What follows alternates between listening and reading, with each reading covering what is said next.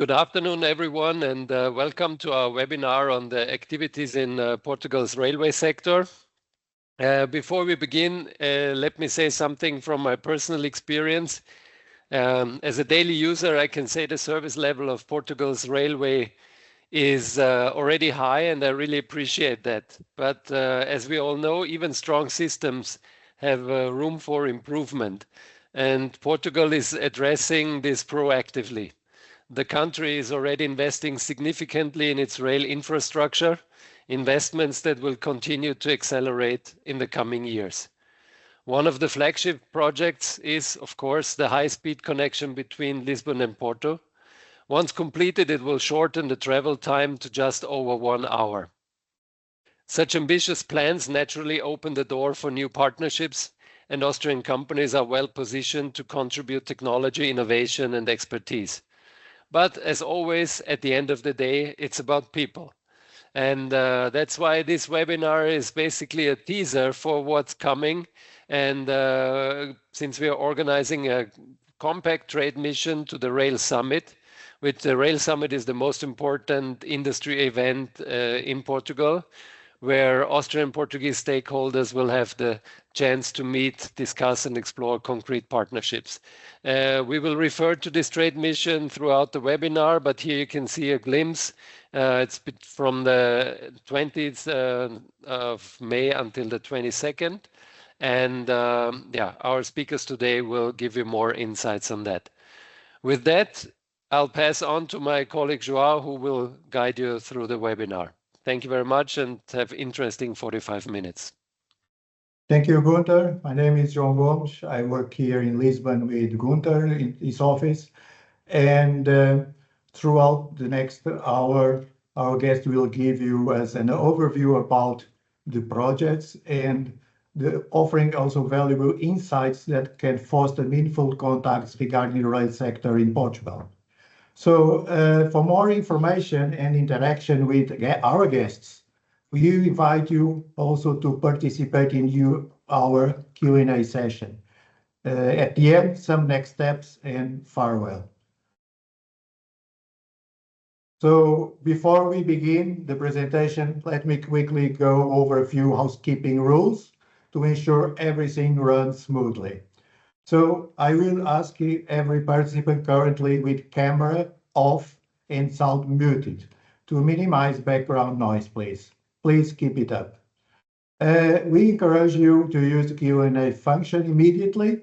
So you will find on your button this button to the Q&A, and we'll gather your questions and address them during the dedicated Q&A session at the end.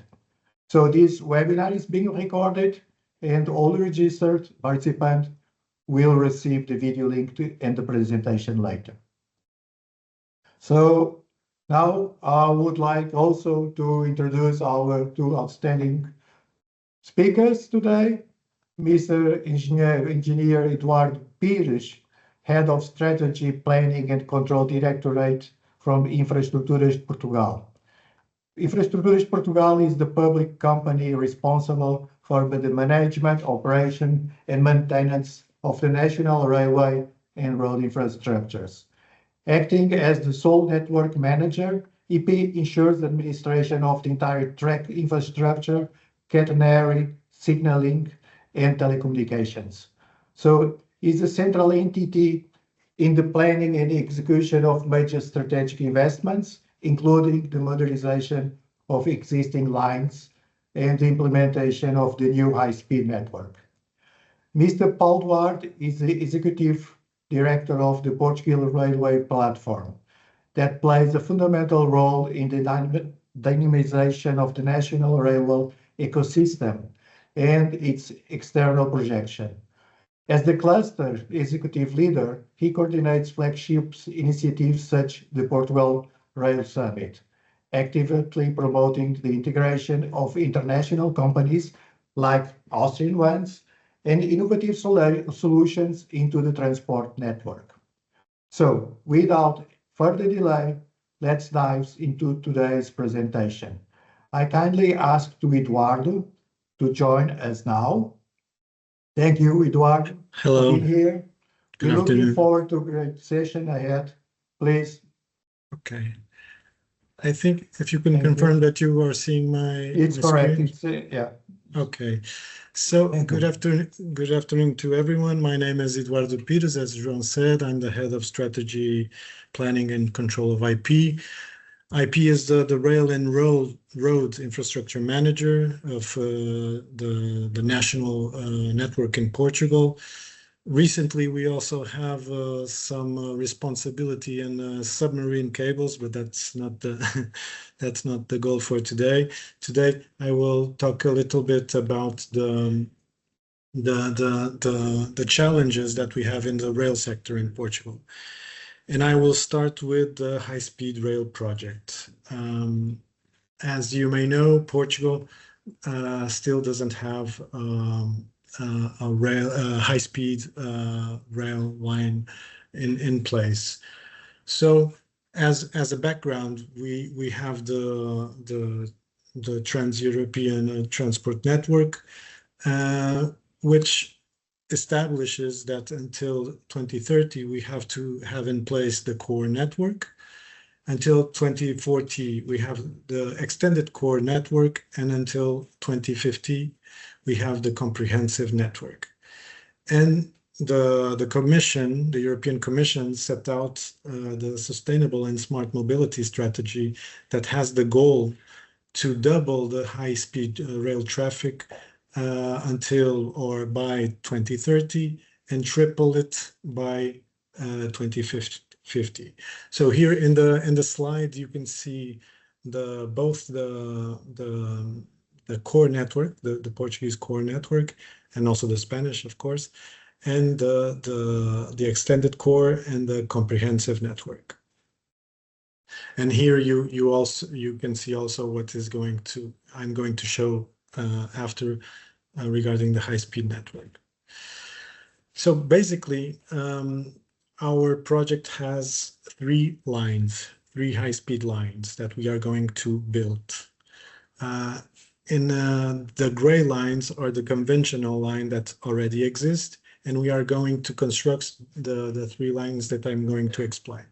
So first of all, and the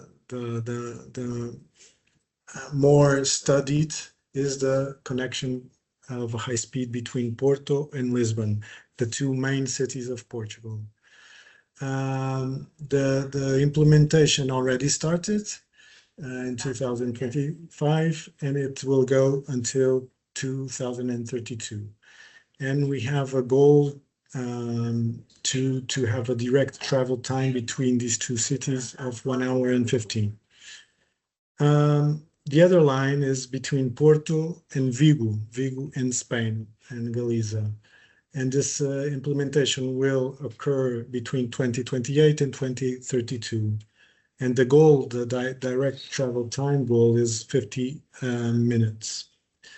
Lastly, but also important, is the connection between Lisbon and Madrid, which, as you know, are the capitals of Portugal and Spain.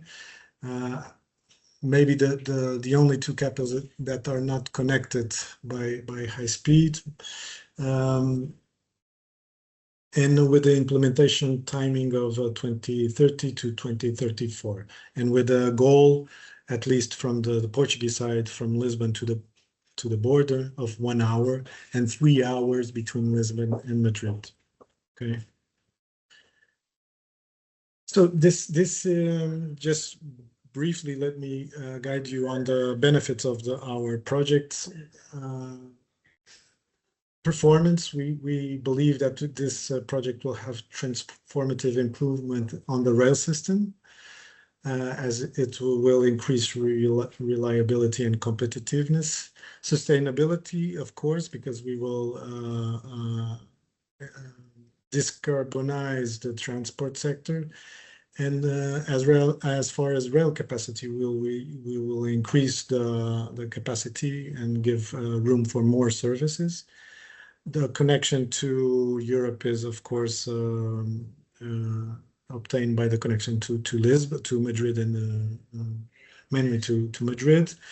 In terms of cohesion, this is also a very important aspect of our project because these lines connect to the conventional lines. So the benefits of the high speed are not limited to the high speed lines, but are extended to the conventional lines, because we can have services that with hybrid trains that can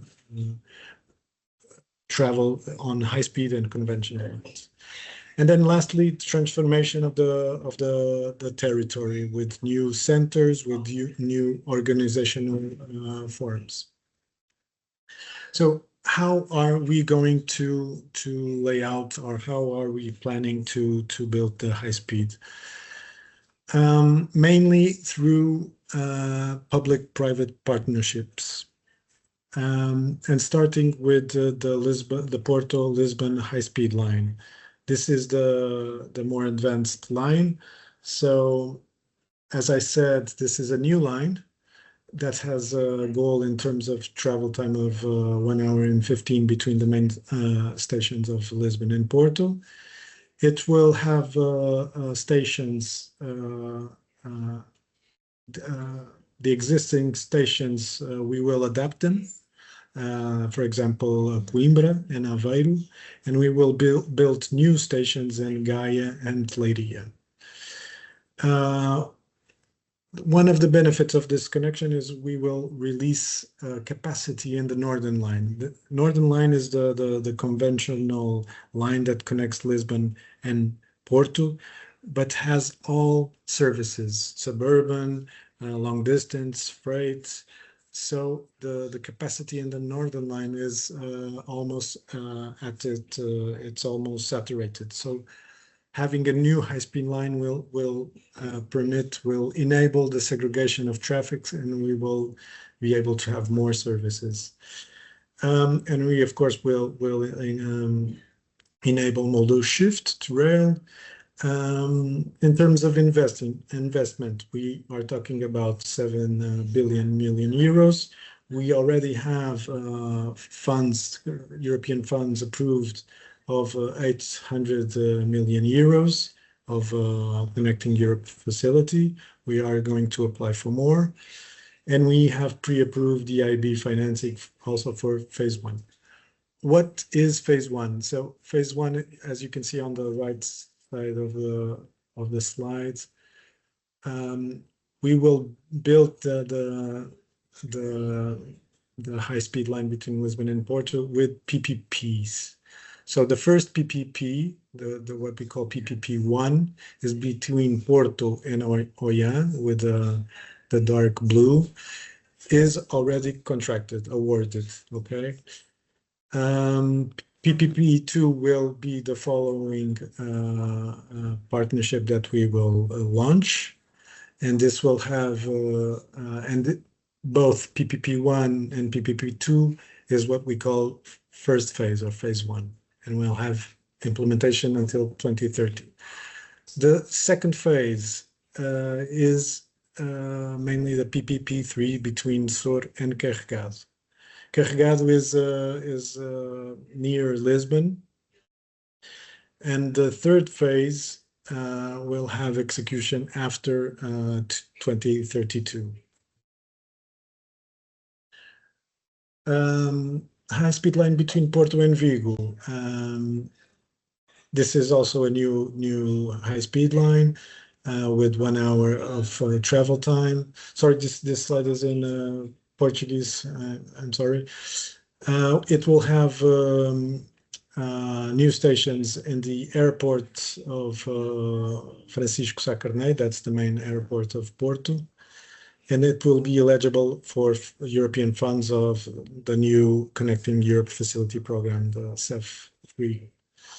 It will have the benefits of releasing capacity on the conventional line, what we call the Minho line, and it will also have an important role in the dynamization and cohesion of this part of Portugal. It will also be implemented through PPPs in 2 phases, as we can see, and with these timings. Lastly, the Lisbon-Madrid connection. So we will have the connection. We'll have the connection between Lisbon and Madrid. This includes the new third Tagus crossing.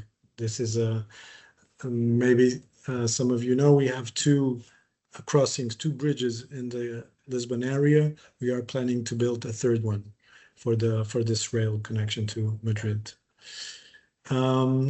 We have the goal of connecting Lisbon to the border in 1 hour.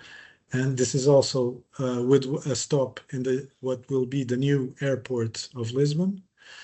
And this will be eligible also for the new CEF program. We will have stops at Évora and Elvas. And this is also being implemented in a phased manner. The first phase, as you can see, is already close to conclusion. We will have a new line between Évora and the border this year. Okay. The rest of the line will be built. We foresee also to be built under a PPP model. This is, in short, the high-speed rail project, and I bring you some projects on the conventional line that we are planning to undertake until 2030. This one, and you can see on the map on the right where it's located. This is a BRT project that we are implementing in the old rail corridor. This is a project that is being concluded in 2026 in the Coimbra area in the center of Portugal. And we also are modernizing the Cascais line. Cascais line is a suburban line in the area of Lisbon that has a electrical tension different from all of the rest of the Portuguese network, that is 20,000 volts. We are in the Cascais line we are under construction. The Minho line between Contomil and Mzinde is a section of the Minho line that is relatively small, 10 kilometers, but is a bottleneck because we have a lot of services. So we are planning to quadruple the line. And right now we are in the phase of procurement. Then we have important projects that are related to the high-speed connection between Lisbon and Porto. As I mentioned, the third PPP will end at Carregado, near Lisbon. So this project that you see in the slide will increase the capacity of the conventional line, making it able that the high-speed trains can have capacity to reach Lisbon. So these are right now projects that are being concluded in terms of detailed design, and we plan to launch the tenders next year. Here you can see also the total cost of each. The Vendas Novas line is an important line in terms of freight traffic, and this was already awarded. The works are already in place. We also have also in the northern line we have the modernization of the Argaio section, which is in the procurement phase. Also in the northern line we are modernizing the layout of the entroncamento line, entroncamento station, and this is also procurement phase. And then another station with the update of layout is Alfarel station that is already in works. Orient is the main station for the long distance. Is the main station of Lisbon, and we have to adapt. We have to adapt the layout for the high-speed trains. So this is also a project, the expansion of the Orient station and the new depot for the trains. This is a project that is on the phase of detailed design, and hopefully we will launch the tender next year. This is duplication of the line between Verrigo-Marujal section and the Alfarelos branch. They're right now in the procurement phase. And I'm getting to the end, but we also have some programs of suppression of level crossing across the country. And we are in different phases because these are different sets of level crossings that we want to suppress. But right now we already have ones in works and another in the procurement phase. And then also important investment in terms of signaling and deployment of ERTMS. And this is also connected with the high-speed project. And we are starting the procurement phase. We already have a preliminary program approved. And then two projects important in terms of the connection to two main ports of Portugal. One is Setúbal and another one is Leixões. So these are two important projects that are in the procurement phase that are important for the freight traffic to connect to these main ports. And then the duplication of the Alentejo line between Feirão and Bobel. And this is also in the procurement phase with the expected end of works in 2029. And that concludes my presentation. I hope it was clear. Thank you very much. Thank you, Eduardo Pires, for this very clear presentation. I would ask you please to Paul Duarte to join us. Hello, Paul. Thank you for being there. I give you the floor, please. Just enlighten us what's going to be the Portuguese investment in rolling stock and about the Rail Summit that we are discussing also. Thank you.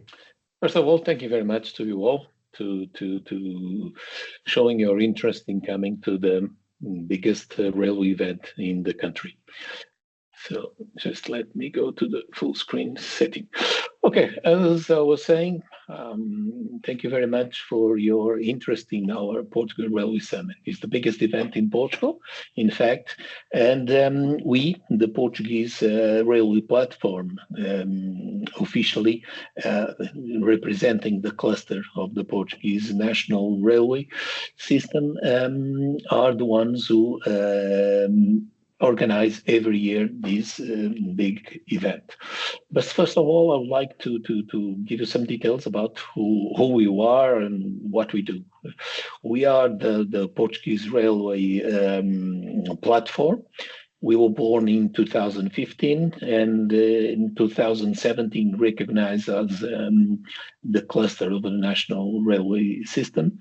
And in fact, we are just completed last year 10 years of our existence. We were started by 8 major entities in the country representing the interest of the railways in the country. And afterwards, we are been growing gladly year after year. And to now, we are part of the clusters country representation in terms of Europe in ARCI, and today we have the major number of small, medium and large companies, as well as operating managers, infrastructure managers, universities, in investigation centers. Well, in fact, today we have 117 associated members divided by 75 companies, and all shows our growth in this graphic. In fact, the areas that we are very much interested in to develop, it is the infrastructures and sustainable infrastructures, command and control, rolling stock, system activity, energy. Well, in all these areas, we have associates representing and doing their jobs and bringing their knowledge to these different areas. In fact, in these last 10 years, we were able to start new investigation centers and new entities that could help railways to develop. And that's why we are founding members of the Build Collab, that it is a collab for digital build environment, mainly infrastructures, the competence centers for railways, and the Rail Collab, as well as members of other associations with our same goals, like RCI in Europe, that it is the cluster of the port, the European clusters on rails, and also we are members of the Europe's rail as associated partners. Major projects that we are participating, not only national but also international, and in fact we are just trying to achieve and follow the European challenge that we all face today, that it is the Green Deal and the sustainability issues, as we know that transport represents in fact the lowest gas emissions responsibility in the areas of transportation. So we know that road has a high level of emissions, afterwards aviation, ships, but definitely trains are is major goal in terms of sustainability is the way to go to moving goods and also people around. Well, what about Portugal? What do you have and where are we? Boston Consulting Group has done a study about our country in 2017 in all Europe, and considering this railway performance index, considering intensity of use, quality of safety, and several other parameters to do the evaluation. And in fact, Portugal was on the 3rd place, unfortunately, counting from the end. And in fact, we needed to go further these so many decades of not investing in railways. And finally, the country had decided to put a major investment on railways. And that's why today we have these huge investments going on. In fact, it is not only in terms of infrastructures, as Eduardo has shown you, but besides the infrastructures, also huge investments in terms of rolling stock. For instance, CP, that it is the national company railways, there is Comboios de Portugal. In fact, it has bought 2 multiple units for regional services. Just now has already ordered to Alstom 153 new trains, and it is to be launched really soon, the new high-speed multiple units. So in order that when the investments in infrastructures are finished, we are able to put some trains on it, and it will be an open market for competition. It means that we will have not only the national company Comboios de Portugal, CP, going on, but also open to the competition for any others who might want to also act in this high-speed new investment line that we are building. Just to have an idea, in terms of CP, the trains of Portugal, the newest train on service that the CP has in fact going on, it has 25 years old. The train that you will take if you come to Portugal Railway Summit between Lisbon and Entroncamento, it has 25 years old. It was refurbished in 2015, but in fact, as you can see, all the trains are really old and need to be replaced. It means that for the next 20 years, we will need at least 250 new trains to put on the Portuguese railways lines. Besides trains, we also have the subways both Porto and Lisbon are under expansion. And in case of Lisbon, you can see in the picture which investments are going on in terms of growing the expansion lines, as well as buying new rolling stock equipment. Porto as well is expanding their lines, this area of coverage, and also buying new rolling stock equipment. It means that, in fact, all the country is under big expansion, considering networks and rolling stock. Coming to the Portugal Railway Summit, in fact, is the biggest event where everybody will be. It's a 2 days event, as you know, and last year, in those 2 days, we had more than 800 participants on this biggest event. We have an exhibition area, but also we have an area where you can see and expose your equipment or services to the railways market. You can see in the image, this is the 7th edition. You can see the first edition started 2019 in IP, Infraestruturas de Portugal. The second edition was online due to the COVID season that unfortunately we all get. And afterwards, the last 3 editions were made on entroncamento in the National Museum. This is the area that you have the exhibition area on your left-hand side with number 4. The Congress area, I say, and 6 and 5 is the exhibition area. Last year we had 40 different stands area that we will share with you in case you want to also to expose your products and your services, having a booth for yourself. We have several examples of the booths available on the spot, and these are some examples of the last year editions exhibitions. This is the area, and I will finish just to calling your attention because all the main information it is on this our website, portugalrailwaysummit.com, where you will find all the information about the event itself, all the details, the exhibition, how to become a sponsor, how to go there and see previous editions. So I will just finalize with sharing with you a small video, 1 minute video about what was last year's event.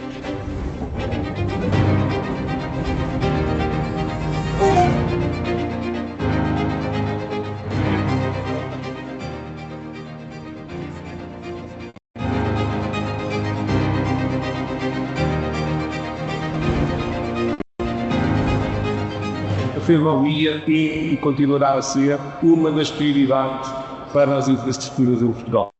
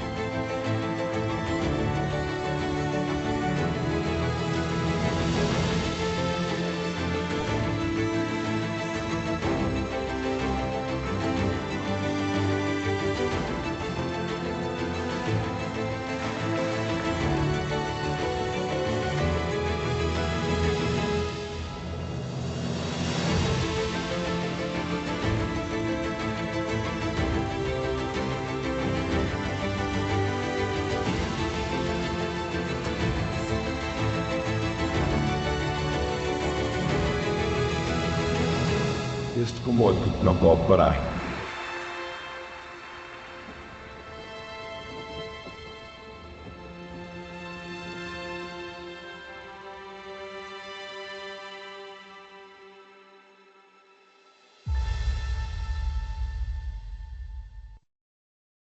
So this was a general idea about what will be on the event itself. And like so, we are available to receive you and welcome you very much to our Portugal Rail Summit. Any questions, we are fully available to any inquiries you might have. Thank you very much for your attention. Thank you, Paul, for having your insights regarding what is going on in the equipment and rolling stock situation, and also how good it will be being on this Rail Summit. And I think it will be the most important information is that all stakeholders on these 2 days will be there. So if with no further delays, I will go to the Q&A. I ask also to Eduardo to join us with the camera, and because I do have a question for you, and it's regarding the Lisbon-Porto project, so the railway speed train, and regarding this project, you mentioned that soon will be released the tender for the PPP2. There is any date already for that release? Thank you, João. Yes, we will hopefully launch the tender this year. Yes, for the PPP2. So this year, 26. Yes. Okay. Thank you. Paul, regarding the participation in the Rail Summit, how could be booked the B2B, or can we use what tools do we have to make the contacts with the Portuguese companies? I can also add that we are fully also as an office, Gunther and me, also to make this kind of matching, but I think specifically for the Rail Summit, I think this is the way of the question, what kind of tools do you have that could make the B2B matching? Okay, when you do your inscription to the event itself, you will be linked to a website where you do your inscription, and also have a link to download an app so that you can put in your phone. That is the Portuguese Railway Summit app, where you will have all the registered participants there, and you will be able to share your own contacts and also be allowed to know who are the other participants. And so you can interact in the application directly for all the ones you are interested in and book a meeting. During the event, we will have trains on the spot where you can schedule meetings inside those trains, and so allowing you to, everybody can book their own B2B meetings directly on the events. Besides, this app also will be the one who allows you to follow what's going on the Congress and using it artificial intelligence, translate the language that is being spoken on